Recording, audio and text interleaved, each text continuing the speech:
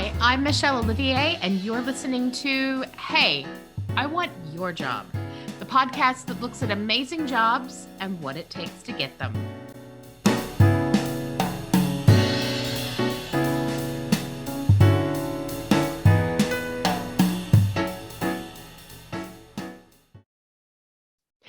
Welcome to this week's episode of Hey, I Want Your Job. And today I have somebody who has a great job, and I don't want the job, but man, I wish I had the skill set that went with the job. Mara, what is your job title? Hello, everyone. Thanks a lot for having me. Well, my job, I'm a hand embroidery artist and I own a fashion brand where I work with hand embroidery, of course. So I create t-shirts, hoodies, and scarves with hand embroidery and motivational words to support a positive mindset, a growth mindset for all the women out there. And all of your stuff is beautiful. We have all of the links to your shop in the show notes, and people should just go and look because your work is so beautiful. And I love the photos that you have on your website of like the smaller stitching and more of the patterns. Yeah, the process. Oh my gosh. Yeah, it's actually not everyone understands, of course, how long and time consuming is the process, but how interesting and healing is for me, for example. Because you personally hand embroider every single thing that you sell? Well, at the moment I started doing it all myself, but now I have some people helping. Okay. Fortunately, because it's growing. So sure. Yeah, I definitely need help because for each piece I need at least 1 hour to make. So it wouldn't be possible for me. I mean, the day has the same hour for me like for everyone else. Absolutely. So, normally my process starts from an idea knocking at my brain and asking to come in. So I start sketching. So the first part is putting on paper, drawing. And normally I take inspiration from the things that I love. That is theater, museums, books. It can be just a sentence in a book or conversations, because I like, well, you'll see why I say that, but I like to talk. And sometimes just a conversation, a casual one in the tube, for example, and a new idea came up. Then from the sketch, I create a pattern and I transfer it on the pieces. And then I start the actual work. And hand embroidery is very slow, but it's very nurturing and relaxing. And the act of using hands and brain, like for every craft or art, whatever we want to call it, it starts motivating me. And I want to see it also like a transfer of energy in the pieces I do for people. And then finish the work, it's ready to sell. So I am a huge proponent in my personal life of, I love supporting artists. I love buying art. But my favorite way to buy art is always in like a usable format. So like my business partner is a ceramicist she's kind of a big deal locally as such, but like I love having amazing pieces of ceramics that like I get to use and hold and engage with the artistry of it. And I love about what you do that it's that same kind of thing, that like you're literally able to wear, to have like on your body that art. Whereas like, don't get me wrong, paintings are beautiful, sculpture is beautiful, but it's very removed and you don't have that tactile engagement. Exactly. You use the key word. For me, hand embroidery is very important because it's a very tactile way to deliver art. And the fact that you can carry it with you all the time makes it more valuable. And also because I hand embroider words, motivational words.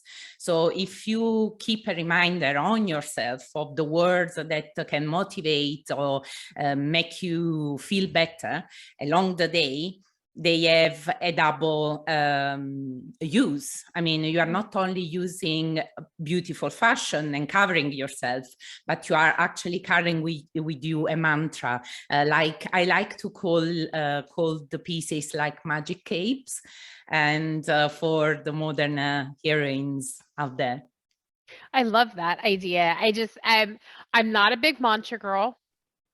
Full disclosure, like I'm not good at woo-woo, Mara. I'm not. So like, there's a lot of, even as a coach, like that's when I bring on a new coaching client, I always have to say, like, if you want somebody who's going to give you a mantra, if you want somebody who's going to tell you to meditate, I am not the droid you're looking for, because I am not that I'm neither. Like, I can't actually. I mean, the classical way of meditation, and it's not for me. In fact, for me, hand embroidery is the alternative, because I it's like more that. physical. It's more Okay. physical and engaging. The fact of the words is, and of course, the words, I don't even personally believe that if you repeat the word, it will happen. I mean, if you don't do something, if you don't take action, you can repeat all the words you want, nothing happens. So for me, the word is more the symbol of the action that you need to take, more than the mantra that you have to repeat automatically and make it happen. Because magic exists, but only if you take action. Otherwise, I love that. it. That is a great thing to say. I hope that's on something. Magic exists, but only if you take action. That's the scarf that I need right there. That's amazing. Okay. I love that. Hilariously, my oldest son's name is Magic. So you would think he was like, Mama, that's my scarf. Yeah. So I love the tactile nature of what you do. I love the artistry. How did your craft evolve from hand embroidery, which we all kind of know and think of as, cross stitch or like bigger embroidery pieces? How did it go from that to this, wearable words of motivation and that sort of thing? Well, actually, I met hand embroidery for the first time when I was 8 years old. And at the time was, of course, simply a craft, because I always like to make things with my hands. So I think I tried most of the crafts existing in the world. And but I remember that my approach was more granny style, because my mom wanted to convince me that cross stitch is the only hand embroidery possible. And I remember to have a fight with her, because I said, no, I want to draw something and then hand embroider it. Anyway, with my limited experience, I made it and I never left it again. That does mean that I hand embroidered every day of my life, forget it, especially during the teenage period. That wasn't really an interesting occupation. But then over time, I went back to hand embroidery several times, but more as a hobby, definitely, to relax and to heal, let's say, myself in a period after my second pregnancy. I've been expat for several years. So at the time I had my second child, I moved again country. I didn't have family around. My husband worked crazy hours and I needed to find myself again. And I did it through crafting. And I got stuck with hand embroidery again, because it was the one that gave me more pleasure at the time. And then I started making hats and bags. And then, of course, there's always the process when the family and friends really like it. And then you start making the presents for Christmas and everyone is happy. And then you say, oh, really? But I mean, I was always working in publishing. I had my own publishing house that I unfortunately had to close down. I wanted to go back to work, but I was never a very corporate the kind of person. So I said, why not? But at the time I was living in Greece, and it was a bit difficult. I mean, the concept of the online business was also, from a bureaucratic point of view, even difficult to create. So the moment we moved to London is when officially my business basically started. And the rest is history. I cannot tell you how much I identify with like almost every part of that story until you get to the part where you're a talented craftswoman. Like, because so for me, so I was director of talent acquisition for an organization, and I got pregnant, and my husband and my body said that I was not going to do both of those things well. Yeah. So, so I left, and then the plan was for me to be a stay-at-home mom, and I was very not good at that. Yeah. And I think especially for me, coming from recruitment in particular, one of the great things about working in recruitment is that you can really quantify that you're good at your job. Mm-hmm. You can say, like, we have a lot of stats in recruitment. So I can absolutely tell you that I am a kick-ass recruiter, and I can give you a bunch of numbers to back that up. You don't get those reports as a mom. As a mom, definitely. No. there is You have only your brain making tricks on you. Yeah. Absolutely. And so I completely understand. It was the same thing for me. I was like, I have to get out of this house. I have to get this child out of this house. Yeah. And I have to be doing something where I feel in control and where I feel like I'm doing a good job, because the rest of the time as a mom, I'm like, I think every mom out there these days, we all feel like we're failing all the time, right? Like, it doesn't matter. Most perfect, most amazing mom out there probably feels like she's doing a horrible job, because there's so much negative influence, and like everybody has an opinion, right? So So for me, I was like, I need a win, like a weekly win. And so that was how I wound up going back to work and starting my own company, because I got tired of working for men, telling me that what to do. Yeah, what women should be like. And so here I am. So I 100% hear and feel your story all the way through. So and it is the case of many women, of course, because you are tired to hear everyone saying, you are the mom of, or the wife of. So no, I have a name, I have a personality, I'm a person, I want to go back to that. Yeah. And I think that like people get hung up on the whole like loss of earnings and that sort of thing in women. And don't get me wrong, that's totally unfair and it's wrong, and we should work to fix it. But I really think that it's more about, we so undervalue the work of a mom that for women who are choosing to stay home, like I just don't know how they do it. Like, I literally would have people, delivery drivers, bring things to my home and then be like, "Oh, you're a stay-at-home mom? Must be nice." I'm like, "Okay, Judgy McJudgerton. Stop. Ew." But that was of course there are people who enjoy it, and I mean, I think it's wonderful. Not, fortunately there are people enjoying it, and nothing against them. Actually, I'm very happy that they feel fulfilled in this role, but it's not for everyone, definitely. Absolutely. And there isn't right or wrong, of course. It's a very personal choice. Well, and I just feel like I wish that I had felt societally supported in the decision to stay home in the same way that I am societally rewarded for the decision to go back to work and make a company. I don't want to, like, none of this is on my husband. He was very like, I love and support you no matter what you do. Like, he was definitely not the problem. The problem was the rest of the world.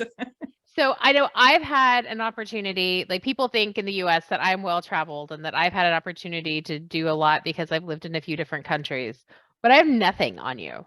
Like, how many countries at this point have you lived in, Mara? Well, I lived in London. I moved to London, then to Mexico, then to Portugal, then Greece, and then back to London. I'm originally from Italy anyway. Okay. So I We have left Italy, England, Mexico, Portugal, Portugal, Greece. Greece. Right. So 5. So you totally kick my butt entirely on that. I have done the US, I've done Russia, and I've done London. I can't even think. I lived in London for 10 and a half years. So I've done the UK, but like, but that's it. I've got 3 to your 5. So that is a lot of moving around. First of all, where does that opportunity come from for you to get to move so often? Well, the first movies was finally to break free and leave my country. Look, I mean, I love Italy, I love my family, but I felt like in a cage at some point. I come from the south of Italy, that is more a traditional country. My dad was very traditionalist, and there's a high rate of unemployment. Anyway, my dreams didn't match with the reality, definitely. So I wanted to leave, because I got actually I got a master's degree in foreign languages and literature, so it made sense at some point to finally leave. So I moved to London for that reason, and the idea was to stay there 6 months, but you know how it happens. I never went back, of course, because in the meantime I met my husband, and he works in a multinational. So we started moving around actually for his job. So also there, the first assignment was Mexico. That is amazing, an amazing country. I mean, one of the most amazing memories that we have of the period we lived there. But I became the wife who follows. That wasn't really nice, to be honest, because he had to get there and work, and I didn't have anything waiting for me. So, but I found a job, and then eventually I founded my own publishing house. So it was simply amazing. I mean, really a dream come true. Then, but unfortunately, when we came back to Europe, it was a bit difficult to keep the balance because there's the time difference. And the big distance. I ended up, in the meantime, I had my first baby, who is called Maya, by the way, to honor Mexico. So in Europe, I mean, it was difficult. I ended up working like 12, 13 hours a day, and I was very close to a burnout, and I had to decide to step out and leave. Well, eventually with my partners, we closed down the publishing house because it didn't make sense with me away. Yeah. So let's say that I've been through, and I have an hand-embroidery that says disruption is creation, because all the moments of crisis are actually moments of growth. And I can point out the ones I had and how I grew on the other side of the storm, right? So this was another one, because to close down the dream, that was, it will always be for me the first baby, my publishing house. It was heartbreaking. It took me a lot to recover. Yeah. And also because, of course, again, I was in a new country with a little baby, no family around, and so I decided to take all the courses that I never had time to take. You know, I mean, it was drawing and painting and sewing and millinery. I mean, you name it, really. That it was amazing, of course, but still, I always had that little dream knocking and saying, wait, when is my moment? But anyway, with the small kid wasn't easy, and then we moved again, and then the story from Greece onwards and till today. So now there's a new company and a new dream. Yeah. and it's all going well. We've been having to hire help. That's always a good indication Yeah. the business is going well, is when you have to hire help. So you're in a space right now that's getting a lot of attention globally for a bunch of different reasons, right? So you're an artist making clothing with inspirations from all of these places that you've lived. There's a lot of talk about where is the line in fashion between cultural appropriation and influence. There's also a whole conversation we're having as a global community about disposable clothing Yeah. and the need to return to more artisan pieces, etc. And also in your industry, because you didn't have enough with those, there's, supplier chain, eco issues, and then size inclusivity. And what does that look like? And how do we make everybody feel body positive and beautiful? Yeah. You did not pick an easy industry. And I that's know. get to all of the competition and everything else. What were Yes. you thinking? I don't know. I found myself in it. I didn't know. And actually, it's not, it's true. I started on embroidery, as I said, to heal myself. But I had to find a way to have people touching it and keeping it all the time with them. And there wasn't any other way I than fashion. understand. I have a little known side hustle that is a gourmet scone company called Getting Oh. Sconed, and it's because COVID came, and if I was either going to kill my family or I was going to bake some shit. So good And I choice. started making Alternative. so I started baking scones because my husband is English and we both, Oh, it's well, one of the I few love British scones. foods Yeah. that we Mhm. missed. So I started baking scones of all kinds of different flavors. And then it started with people asking oh, hey, would you bake me these? I'll pay you if you bake me those. And I was like, well, if you won't start paying me, then that's different. Yeah. So I feel you on how side hustles can get out of control really Yeah. quickly. But you've leaned in, you've gone all the way in, and all of those different things are things that in setting up this business, because you're an experienced businesswoman, because you're not some naive person, I'm just gonna, embroider things and hope for the best, that I Of can't course. No. imagine you haven't thought about those. So let's kind of take those one by one and hear what your thought process is, where you find yourself on the issue. So let's talk about the whole idea of the influence versus cultural appropriation. For you, Yeah. where is the line? I've looked at your designs. There's nothing I would consider to be anywhere in close to cultural appropriation. I can see echoes in movement and shapes and some of that, but nothing that I would be like, oh, right there, Yeah. maybe it shouldn't have. So No, start for there. I think me, it's, definitely one of the yeah. good guys, but No, for where me, of course,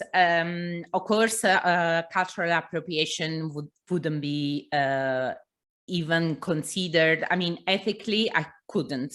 First of all, from a practical point of view, I would get bored to copy something, first of all. Secondly, it's a respect, of course, so I would never do it. And I really want to keep developing my voice. I don't want the voice of someone else.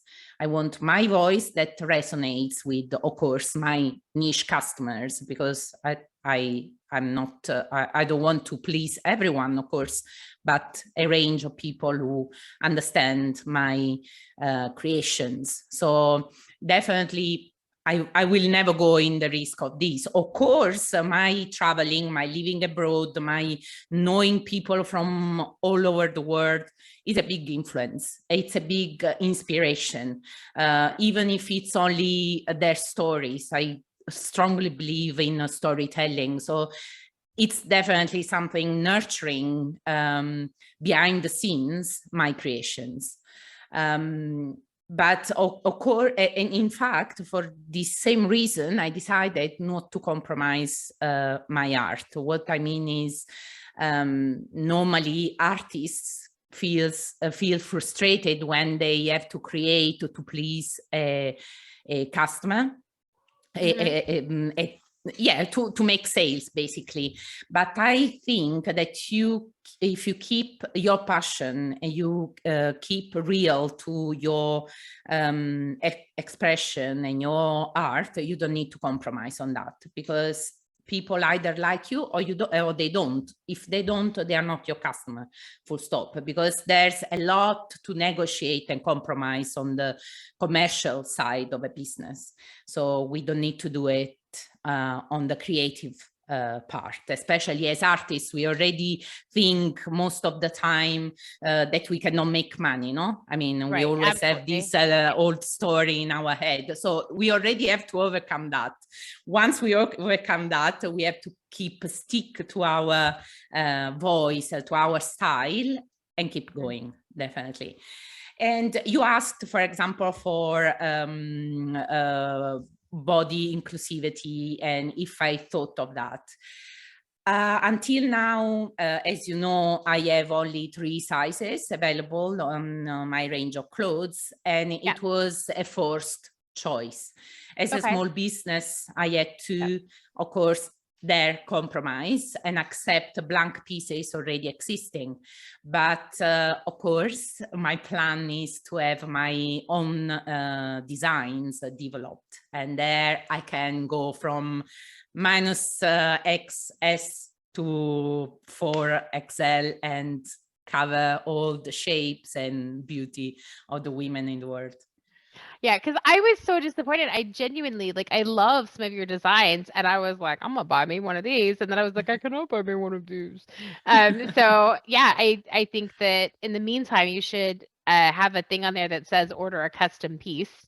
Yeah, but I make bespoke pieces, of course. So there's no problem. We can source wherever. So we'll talk offline, because yeah, your stuff is so beautiful. So I love that you've already thought about all of these things. Talk to me about because you don't make the clothing itself, you just make it extra beautiful.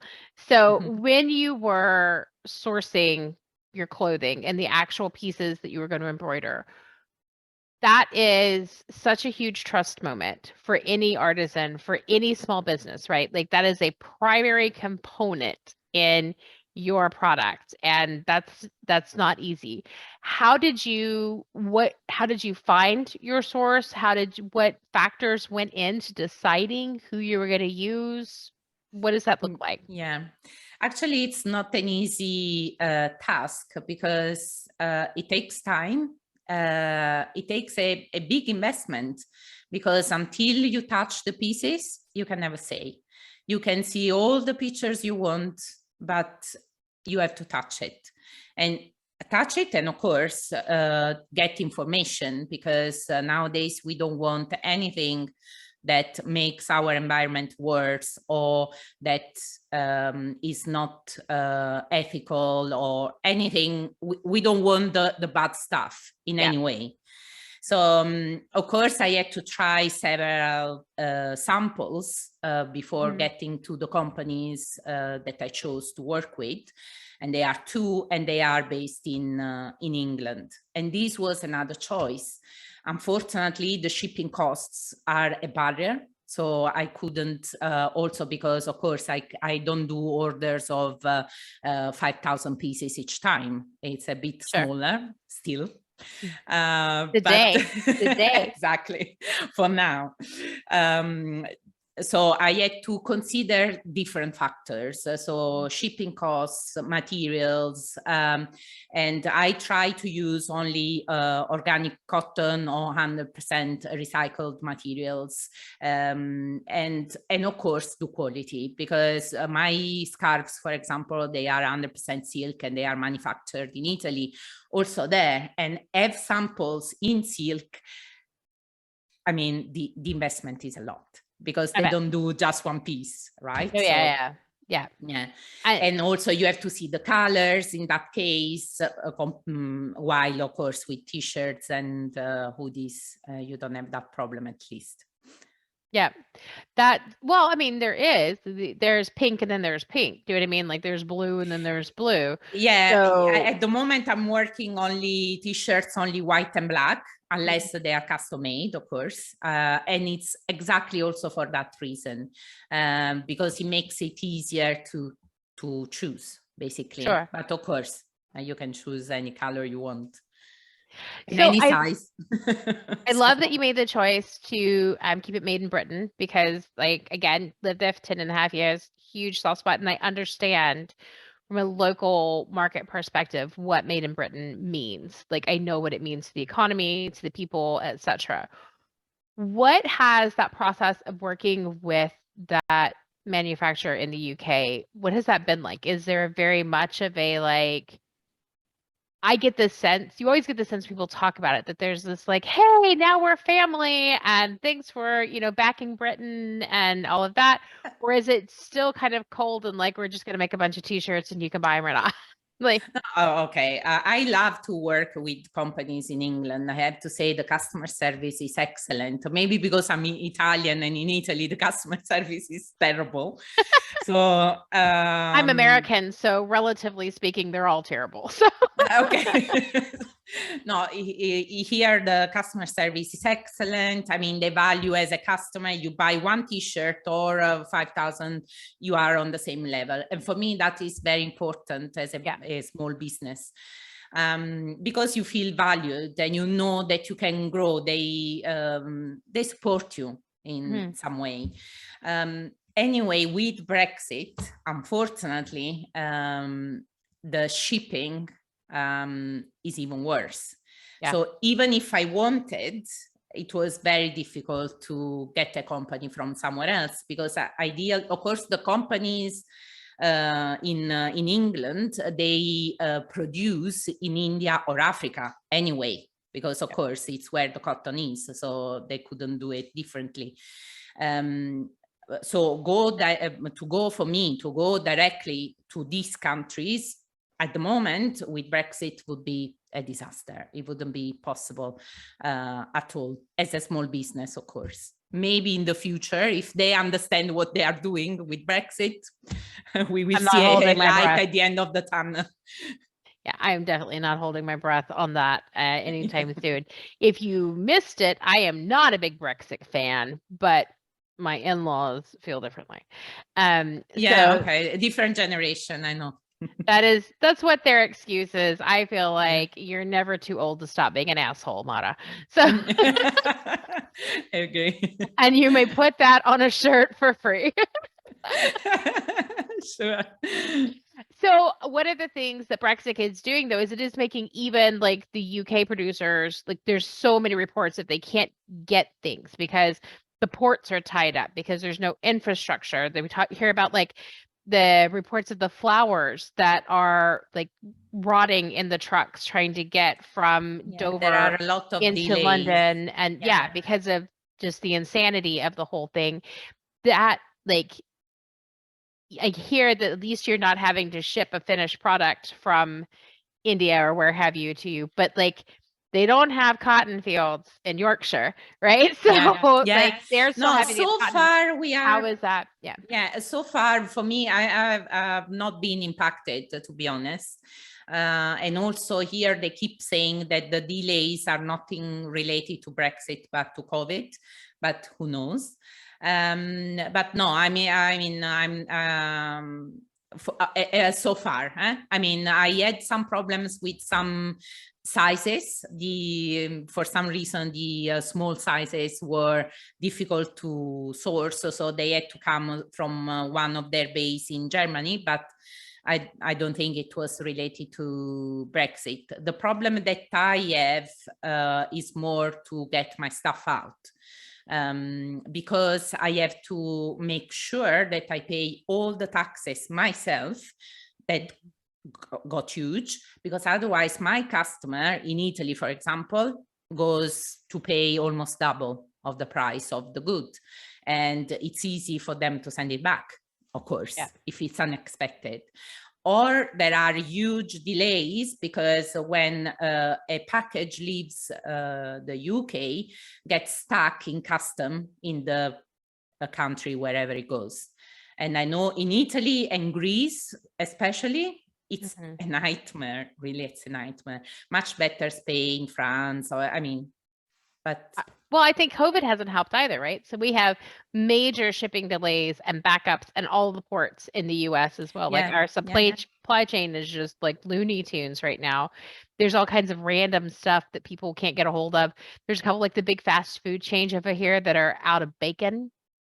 Yeah. Which, Yeah, from time randomly. I mean, you hear, I don't know, whatever, bread, or there were a lot of deli goods from Italy that they didn't come at all for Christmas, for example.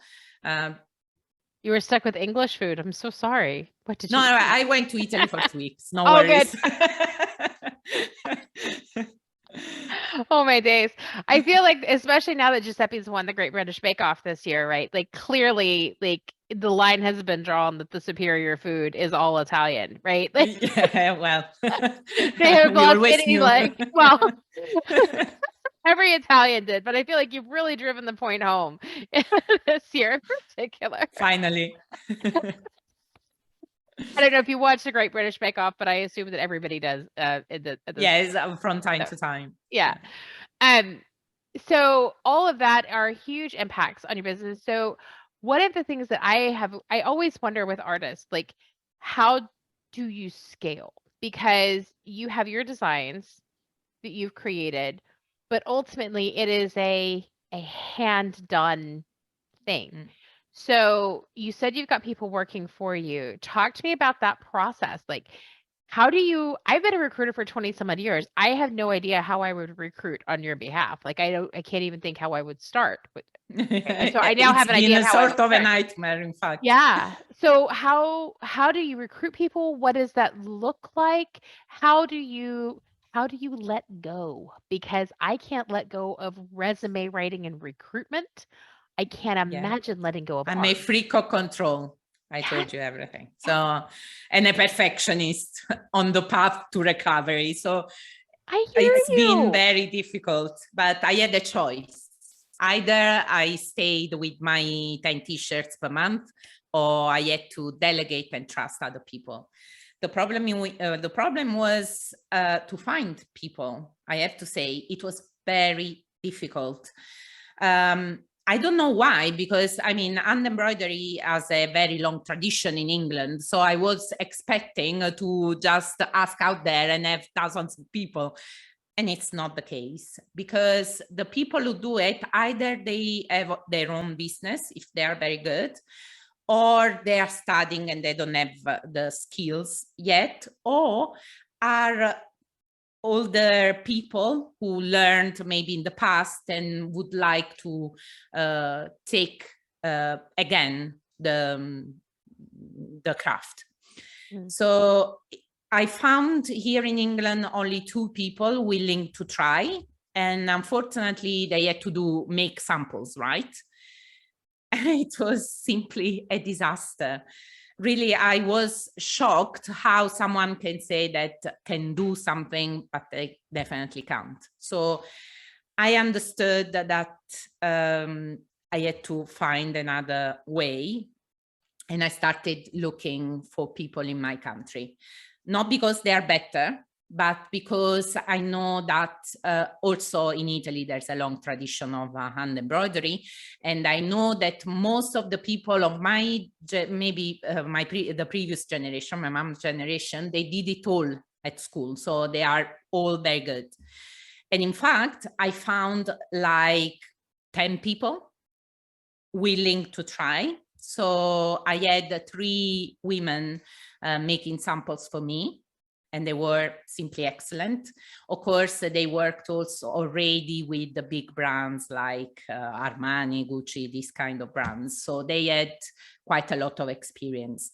So I had the opportunity to meet them physically, because this is the other thing. There was all these, okay, I send you the piece, you make the sample, you send it back, I check it, okay, it's okay, but you want to see people. So fortunately, I could meet them in person when I went to visit my parents in Italy.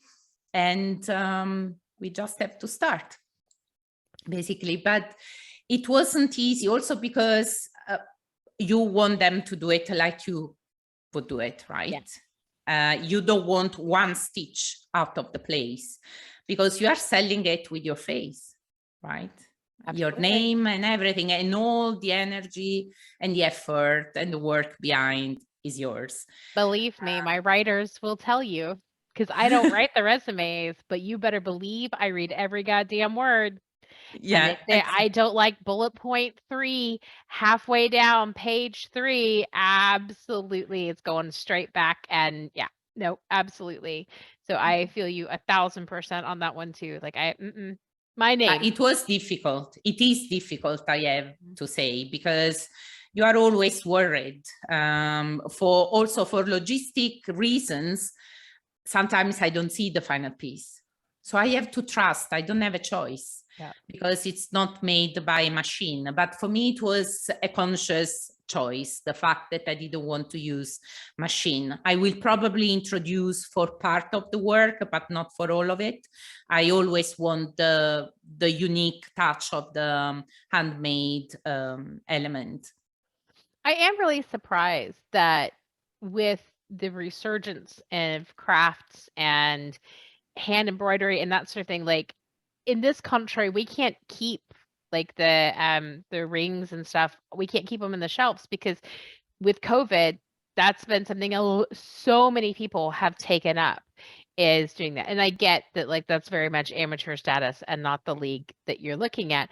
But I just would have thought that with the level of excitement that you would have been inundated with like thousands of samples and it's what I thought. Like nope. You know what I mean? Like yeah. That's crazy. Yeah, but of course it's hand embroideries. I mean, you need so much practice. It's years. It's not that you just start and you can do it clean, because it has to be, it has to look almost like a machine, but with a little imperfection that doesn't disturb you. So it's not easy. I told you, I mean, I started the first time when I was 8. So I have an extensive experience. So, and not myself, only myself. There are amazing people out there, but they already work for themselves. I think that is such a good way, like a good example of something that I've been struggling to articulate to people, which is that there is something about when somebody is really, really good at something, like at a deep and profound professional level, that when they do that thing, it looks really easy. Yeah. You just, all you're doing is just sewing. Like it's just embroidery. Like you put the needle in, you pull the needle out, like you follow the line. How hard can it be? Right. Yeah. And it's the same. Like I have people who are like, I've seen what recruiters do. I know how you interview. I can do that. I'm like, can you? Yeah. Are you sure? Think twice.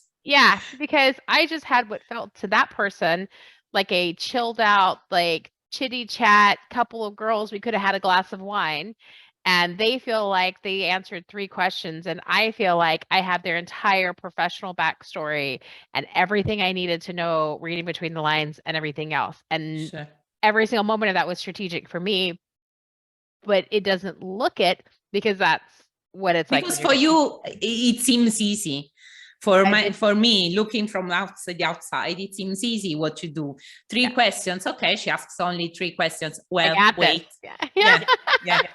I can ask 3 questions, no problem. But that is the reason why I found difficult to find someone to help me, because I thought, okay, if I can do it, there will be thousands of people willing and able to do it. But then you realize that it's much more than that. You have the experience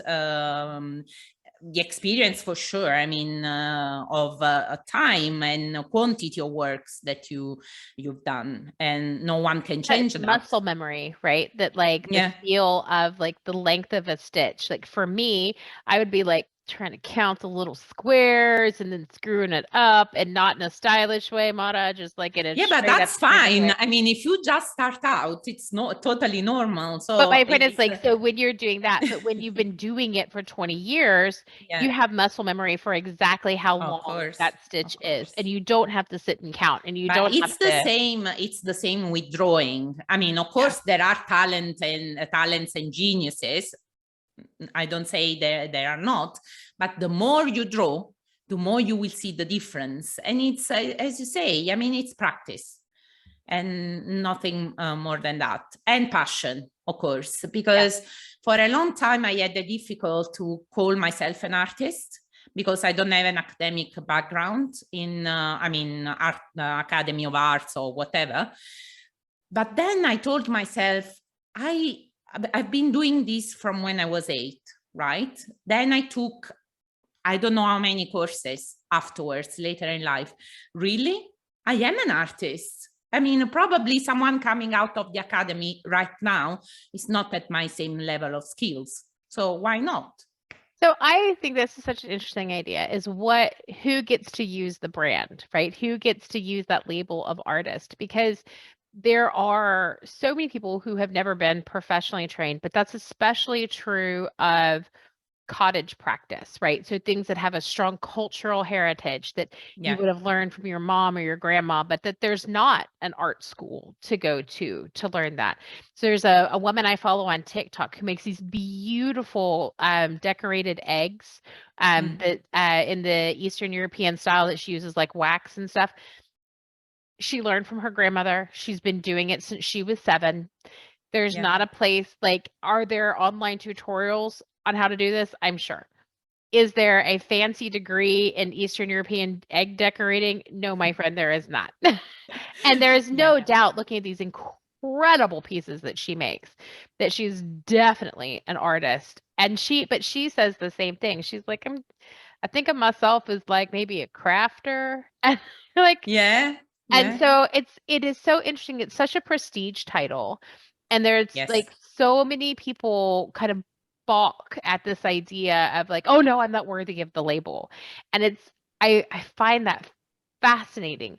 Where, if you weren't thinking about yourself, if you were just thinking about like in general, so trying to make it a little less personal, where do you think is the line around who gets to use the big label and call themselves an artist?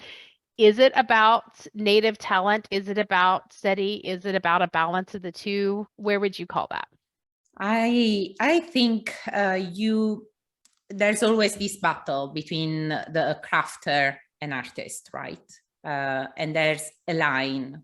And you cross that line, in my opinion, when you develop your style. When you have, because only the passion and the practice can make you able to start and finish a piece, right? But if you have a style and it's unique to you and it appeals to others, then that is when you are an artist. This is my opinion.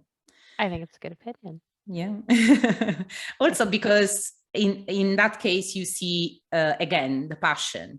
And in fact, funny enough, now there's a lot of discussion about the people who studied a craft and people who didn't, that the people who did study have like boxes they go to take the tools, while the others have the freedom to experiment and leave the passion free. Of course, in some cases, you get to the same point with a bit more effort if you don't know the technical stuff. But sometimes the technical stuff can be a limitation. So it's always probably a balance. Again, I mean, at some point, you don't do it only with your passion. You start taking courses because you want to see what other people do and touch with your hands what they do. So at least it's what happened to me. I totally get it. Like I said, my business partner is an artist. She's a big deal as such locally. She will deny it, but it's true.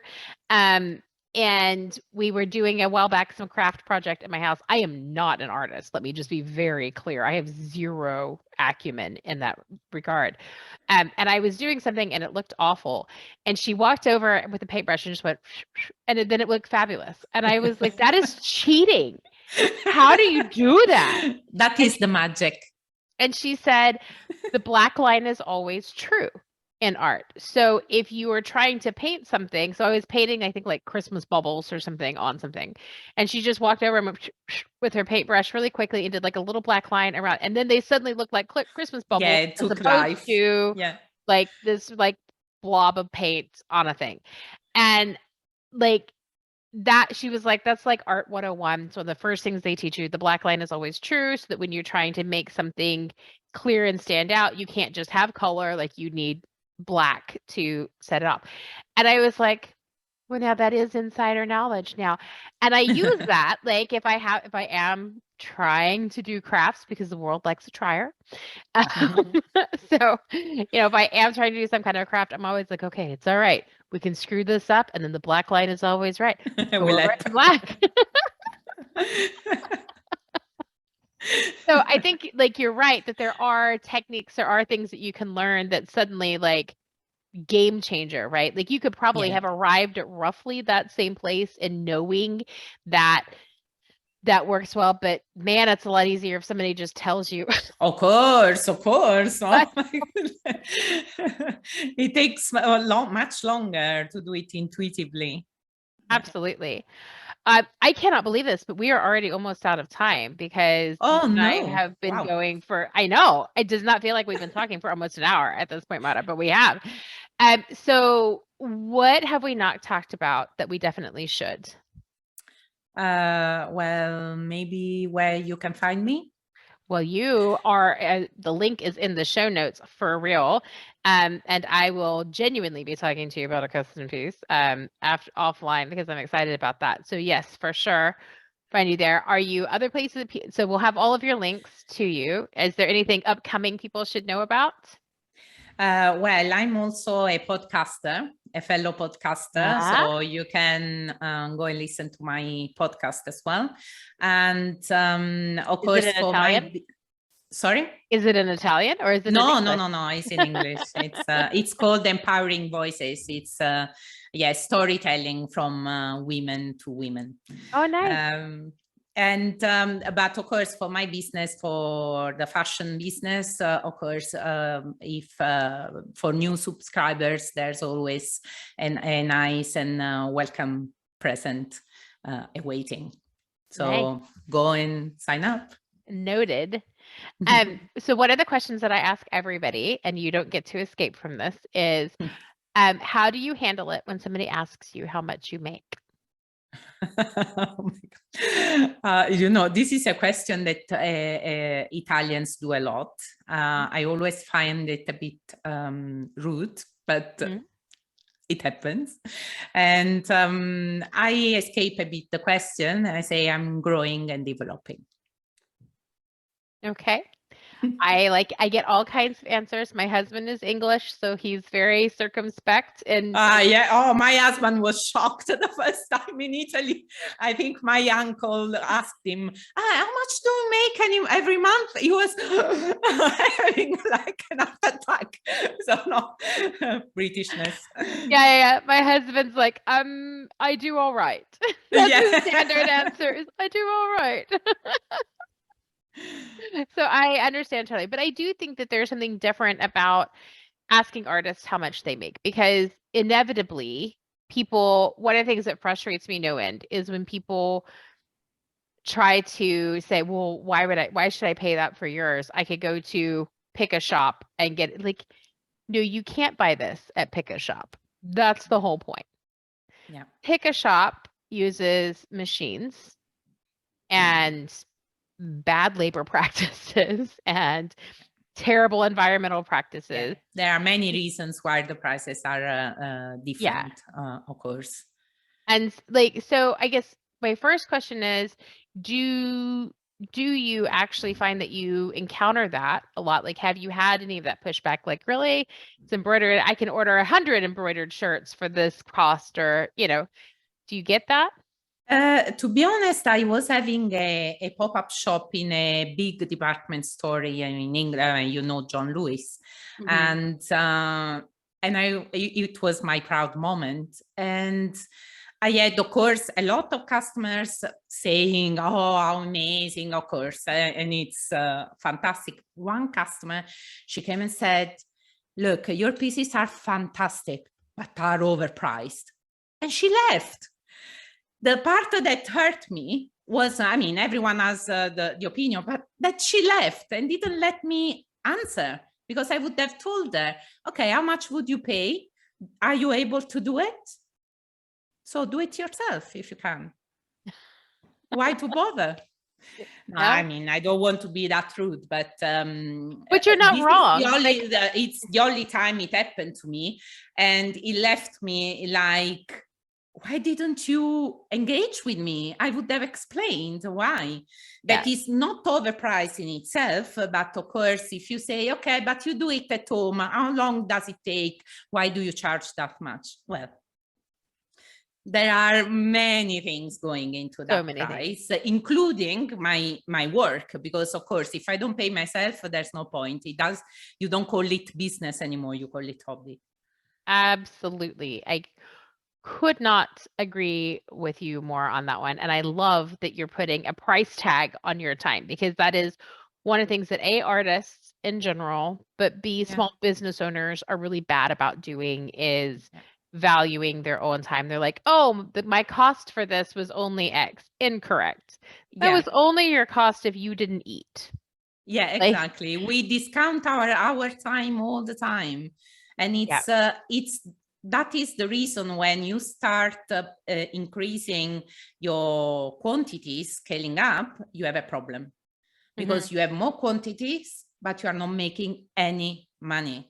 So it's very important. This is a suggestion I want to give to every business. Put your price in first, and then all the rest, all the costs related to it. So I actually, we struggled the opposite way, because we were like, okay, so we think that like this is how much we need to charge for this, because it's kind of what the market allows. And then we looked at it, we're like, we can't do the job that we would put our name on for that price. So that's gonna be a no. And so then we had to reevaluate and kind of step back and be like, okay, so what is fair? Like, how do we arrive at something that, of course, like, at some point you have to, like both lets us eat and pay each other what we, what we think the people should be paid, at least as a minimum, and at the same time allows us to do that and create a product that we're happy to be associated with. And, that's it. So it can be a little more tricky, but I do, generally speaking, agree with you that you need to, as part of your price, like you need to include your time, and definitely don't be in a rush to discount as often as I think. There will be always an occasion to discount, especially when you start, in my case, going into retail, for example. Yeah. That is, I mean, if you start cutting before even going there, when you get there, that their margin is nowhere to be found. Yeah. So, okay. Well, I love how much we have in common. I love how many things that we agree on. Clearly, you're a genius as a business owner and a woman, because we are so much alike on so many things. Thank you. And I so appreciate you having taken the time to talk to me today. I know it's your evening in particular, so thank you. Thank you. Thank you for having me, for inviting me. It was a great honor. We almost didn't make it, but here we are. Here we are. So thank you again, Mara. Thanks again. Thank you. You've been listening to Hey, I Want Your Job. For more information on how you can get your own awesome job, visit ONH Consulting at www.onhconsulting.com. We offer incredible resumes, no-nonsense career advice, and real-world tips for landing a job in today's market. Check us out on LinkedIn, Twitter, Facebook, and Insta for more insider information. Soon, you'll be hearing us say, I'm Michelle Olivier, and hey, I want your job.